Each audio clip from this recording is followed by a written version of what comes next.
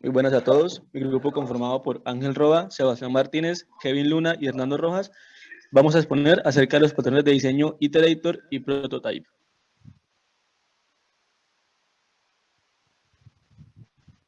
Bien, Prototype es un patrón de diseño creacional, lo que quiere decir que nos es útil para crear objetos a partir de uno que ya está creado o definido. Y esto lo hace sin que el código dependa de sus clases. Plantearé una situación para verlo de una manera más práctica. Teniendo como base un objeto, ¿cómo podríamos hacer una copia exacta de él? Para esto, primero deberíamos crear un nuevo objeto de la clase que queramos crear y luego asignar los valores y campos del objeto original en el nuevo objeto. Una analogía sería lo que vemos en la imagen, donde tenemos a unas personas que quieren hacer una copia de un avión y pues no basta con solo hacer la copia de la estructura externa, sino que haría falta crear también las cosas que tienen internamente, para que para el caso de una clase serían sus campos y sus métodos. El patrón prototype surge como una solución al problema anterior, donde el proceso de clonación de los objetos es delegado al propio objeto que está siendo clonado. Y para esto se declara una interfaz común para todos los objetos que podrían ser clonados. Y esta interfaz es la que contiene el método de clonación. Algunas de las ventajas de este patrón es que se pueden clonar objetos sin acoplarlos a sus clases concretas, o sea que no es necesario crear una instancia de la clase. También se evita un código de inicialización o declaración, ya que el nuevo objeto se crea a partir de un prototipo prefabricado. Otra ventaja, y para lo que más es relevante es este patrón, es que nos permite crear objetos complejos de una forma más sencilla. Y finalmente otra ventaja es que este patrón puede ser una alternativa a la herencia, ya que se trata como con preajustes de configuración para objetos complejos. Y dentro de las desventajas está que clonar o implementar el patrón en objetos de complejidad alta puede resultar costoso y complicado, y más aún si se implementan una gran cantidad de interfaces con este patrón. Y bien, en la vida real un prototipo es un objeto que se realiza antes de producir grandes cantidades del mismo, con el objetivo pues, de hacer una prueba de calidad o de funcionamiento. Pero en el caso del patrón prototype, los prototipos no se verán como un producto tangible, sino que juegan un papel pasivo. Un ejemplo del funcionamiento real del patrón es como sería la edición de la célula, donde a partir de una que ya existe, una célula ya creada, la podríamos llamar prototipo. Esto a partir de esta se crea o se clona para crear una nueva.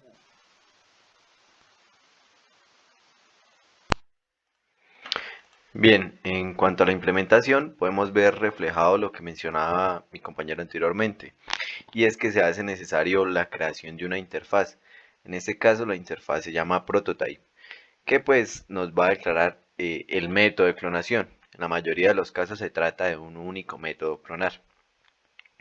Podemos ver también la clase prototipo concreto que implementa el método de clonación y que además pues de copiar la información del objeto original al clon, este método también puede gestionar algunos casos extremos del proceso de clonación, como por ejemplo podrían ser clonar objetos vinculados u deshacer dependencias recursivas. El, el cliente, en este caso, puede producir una copia de cualquier objeto que pues siga la interfaz de prototype.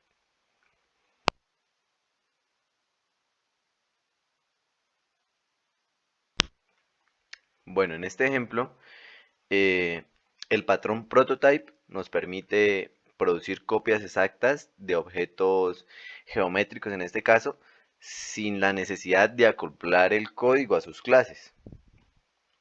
Eh, Vemos la clase shape, que vendría siendo la forma, y las clases hijas rectángulo y círculo.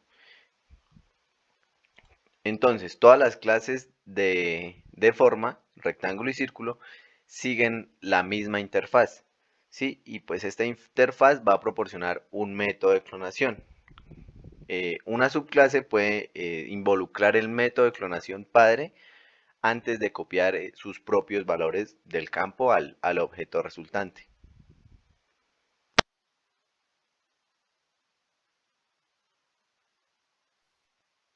El patrón iterator es un patrón de diseño de comportamiento que te permite recorrer elementos de una colección sin exponer su representación subyacente, ya sea, por ejemplo, una lista, una pila, un árbol, un grafo y otros tipos de colecciones diferentes.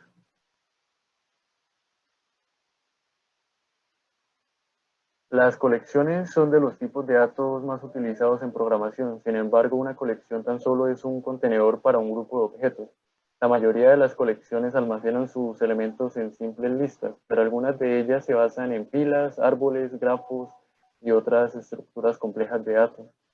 Independientemente de cómo se estructure una colección, debe aportar una forma de acceder a sus elementos de modo que otro código pueda utilizar dichos elementos. En este caso tenemos el problema de cómo recorrer secuencialmente elementos de una estructura compleja de datos, como un árbol. Por ejemplo, un día puede bastar con un recorrido de profundidad de un árbol, pero al día siguiente quizás se necesite un recorrido en anchura, y a la semana siguiente se puede necesitar otra cosa, como un acceso aleatorio a los elementos del árbol.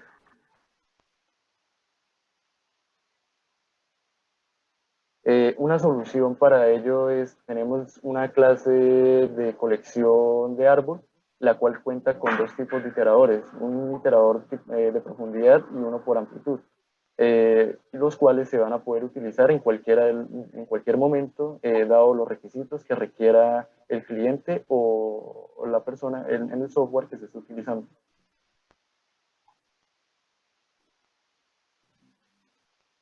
Una analogía al iterador es llegar a una ciudad donde no sabemos las calles y el recorrido para llegar de un punto a otro, a los puntos más significativos. En este caso, suponiendo que queremos llegar al coliseo de una ciudad, tenemos de que si decidimos hacerlo por cuenta propia, a un costo que nos saldría gratis, el tiempo requerido sería mucho mayor al que si decidiéramos gastar un poco de dinero en utilizar una aplicación que nos ayude en darnos guías para llegar a cierto punto.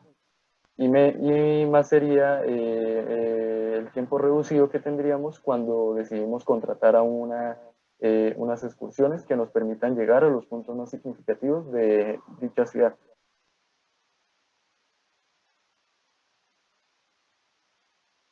Tenemos que en la estructura de un operador, el cliente accede a una interfaz la cual va a poder escoger un iterador específico que le permita solucionar el problema a la colección que necesita hacerle la iteración. En este caso tenemos que las clases iteradores concretos nos permiten escoger una clase de iterador definida por el tipo de colección que se nos presenta al momento. Por lo que la clase iterador lo que hace es hacer un análisis de cuál colección necesita recorrer y la colección concreta le manda esta instancia a la clase iterador concreta.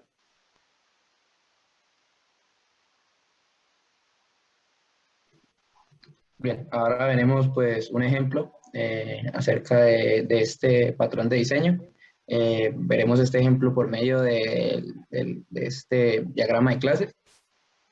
Y pues para este ejemplo en específico, el patrón iterator lo utilizamos para recorrer un tipo especial de colección que encapsula el acceso al grafo social de Facebook.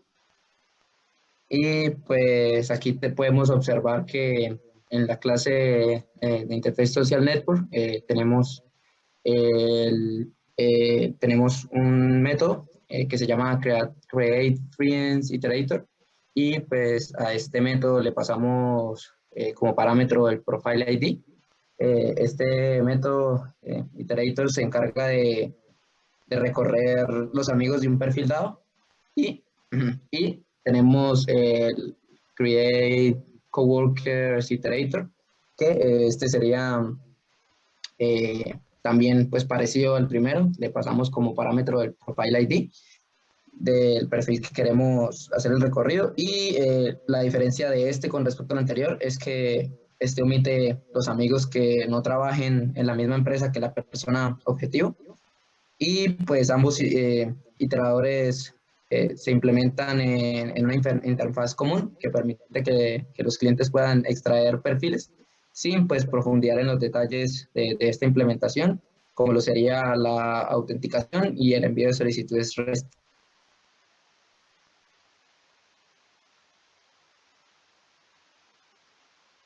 Ahora veremos la aplicabilidad. Pues para este patrón de diseño podríamos usarlo cuando las colecciones tengan una estructura de datos compleja a nivel interno, pero pues se quiera ocultar esa complejidad para los clientes. También podríamos usar este patrón iterator para reducir la duplicación de código y de recorrido a lo largo de la aplicación. Y pues por último acá para mencionarlo, de las tantas aplicaciones que tiene este patrón, sería utilizarlo cuando se requiera que el código pueda recorrer distintas estructuras de datos o cuando los tipos de estructuras no se conozcan de antemano. ¿Cómo implementaríamos este patrón de diseño? Para empezar, declararemos pues, la interfaz iteradora. Esta como mínimo debe tener un método para extraer el siguiente elemento de una colección. Luego declararíamos la interfaz de la colección y describiríamos un método para buscar iteradores. El tipo de retorno debe ser igual al de la interfaz iteradora. Por tercero, deberíamos implementar las clases iteradoras concretas para las colecciones que se requieran y pues que uno quiera que sean recorridas por los iteradores. Por cuarta, tendríamos para sería la implementación de estas clases iteradoras en la interfaz de colecciones, en las clases de colección. Y por último, pues repasaríamos el código del cliente para sustituir todo el código recorrido de la colección por el uso de estos iteradores ya creados, implementados. Ahora miraremos los pros y contras que conllevan este patrón de diseño. Tendríamos el principio de responsabilidad única, que podríamos limpiar el código del cliente y las colecciones, esto extrayendo los algoritmos de recorrido y colocándose en clases independientes de recorrido voluminoso, que sean grandes. El principio abierto y cerrado, que se puede implementar nuevos tipos de colecciones y iteradores y pasarlos al código existente sin dañar el código que ya existe. Podremos recorrer la misma colección en paralelo, porque cada iterador contiene su propio estado de iteración, y pues gracias a esto podemos retrasar una iteración y continuar cuando ésta se requiera, cuando sea necesario. Tenemos dos contras para este patrón de diseño. El primer contra que tendríamos es que pues aplicar este patrón puede resultar excesivo si la aplicación funciona pues únicamente con colecciones sencillas y que no tengan pues alto volumen. Y utilizar el iterador puede ser mucho menos eficiente que recorrer directamente algunos elementos o algunas colecciones que ya estén pues especializadas, que sean pequeñas. Y ya eso es todo, compañeros. Muchas gracias. Bien, nosotros vamos a hablar ahora acerca de la implementación de lo que vendría siendo el patrón iterator y el patrón prototype. En cuanto al patrón prototype, tenemos una implementación pequeñita en Java, en donde pues tenemos tres archivos importantes para demostrar este patrón. Primero tenemos la interfaz y cuenta. En esta interfaz se extiende de una clase conocida como Clonable. Esta clase es propia de Java y lo que estoy indicando en esta interfaz es que voy a establecer un método clonar que pues va a devolver la misma interfaz, porque si devuelve la misma interfaz, se supone que puede haber alguna clase que implemente dicha interfaz y cumpla con el objetivo de clonación. Entonces, para esto tenemos la clase que llamamos cuenta AHIMPL, que pues implementa la interfaz y cuenta. Y como implementa la interfaz y cuenta, se nos hace necesario sobreescribir con override sobreescribir el método de clonación de la interfaz y cuenta.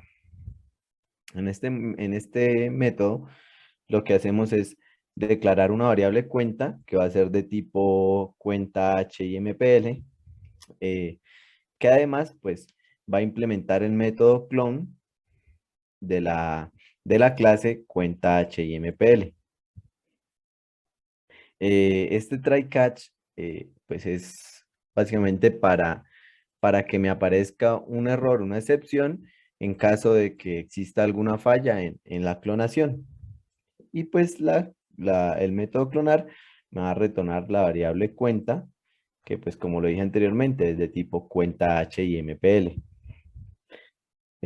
Bueno, esta clase pues cuenta también con dos atributos, el atributo tipo y el atributo monto, en donde pues tengo un constructor que declaro el valor del tipo como ahorro, que es por defecto, y también implementamos el método toString, que pues es para mostrar los valores de, de, de algún objeto que hagamos llamado a la clase cuenta HIMPL.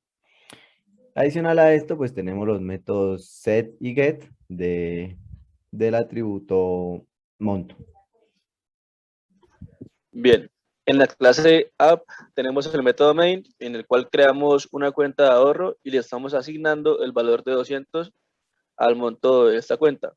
Por lo tanto, apenas creemos la instancia, se va a asignar el tipo ahorro y pues el monto que ya le habremos ingresado. Ahora, si queremos crear una cuenta que tenga las mismas características de una prototipo, que para este caso de la cuenta que ya hemos creado, basta con usar la cuenta de ahorro y su método clonar. Y este retorna una instancia del mismo tipo y con los mismos valores. Luego verificamos el contenido de la cuenta clonada. Si es diferente de null, pues imprimimos el contenido de la cuenta que hemos clonado. Y luego hacemos la verificación de que la cuenta clonada es diferente a la cuenta original. O sea que el prototipo, en cuanto a referencia de memoria, va a ser diferente a la que hemos clonado. Bueno, ejecutamos el código y podemos ver que evidentemente se creó la cuenta, la que clonamos, y que además las dos cuentas son diferentes en cuanto a espacio en memoria, ya que vemos que con el resultado false nos indica esto. Ahora hagamos otra cosa. Vamos a crear otro objeto llamado cuenta de ahorro 2. Y si tratamos de imprimir esto,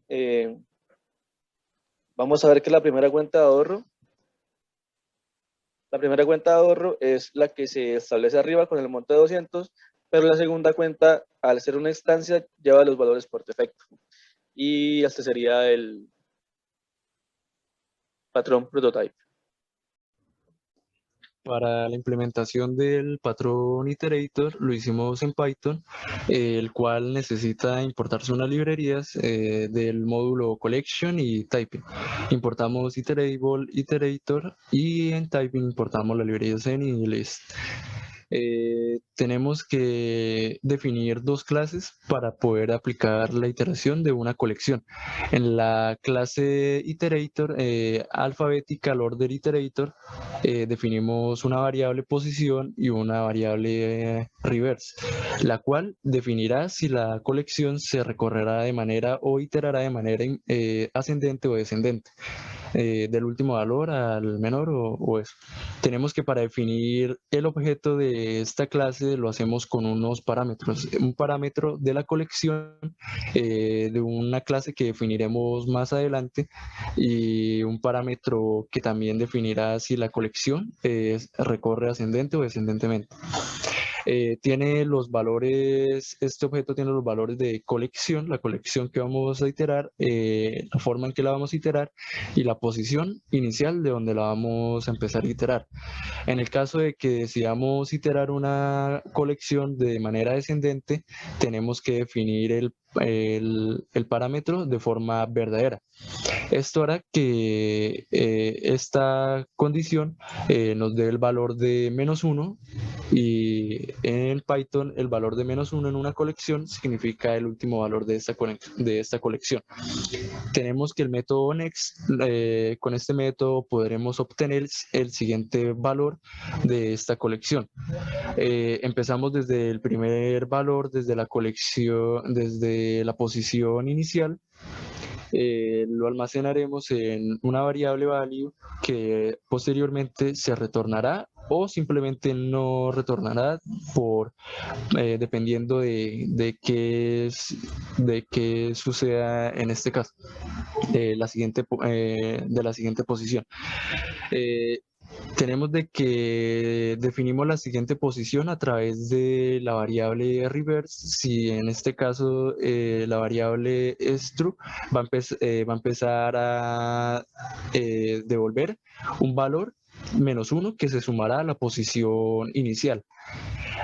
Ya cuando lleguemos al valor final de cualquiera de los dos extremos de una colección, vamos a tener un tipo de error, que este error se va a capturar con except, y lo que hará es parar la iteración de esta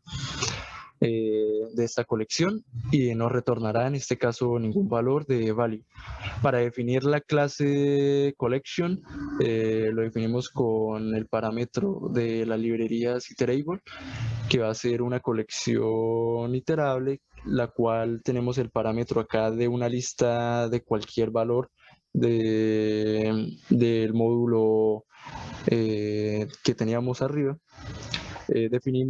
Construimos el objeto de una colección y tenemos que hacer esta colección que sea iterable. En este caso hacemos que sea iterable con la clase alphabetical order iterator.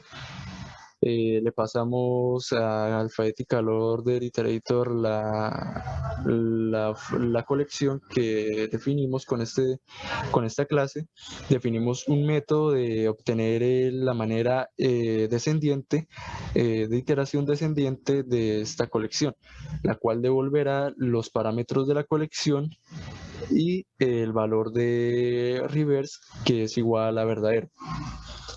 También definiremos un método de agregar un ítem a la colección. En este caso, para la aplicación, vemos que para construir una colección la definimos en una variable colección y le vamos añadiendo cada uno de los ítems, un ítem primero, segundo y tercero. Primero imprimiremos los valores de la colección de manera que como fue creada, y después haremos una iteración para obtener la reversa transversal de esta colección. Como vemos acá, la ejecución del script, tenemos que la colección iba de primero a tercero, y al hacerle una iteración de forma reversa, tenemos que los valores se invierten de tercero, segundo y primero.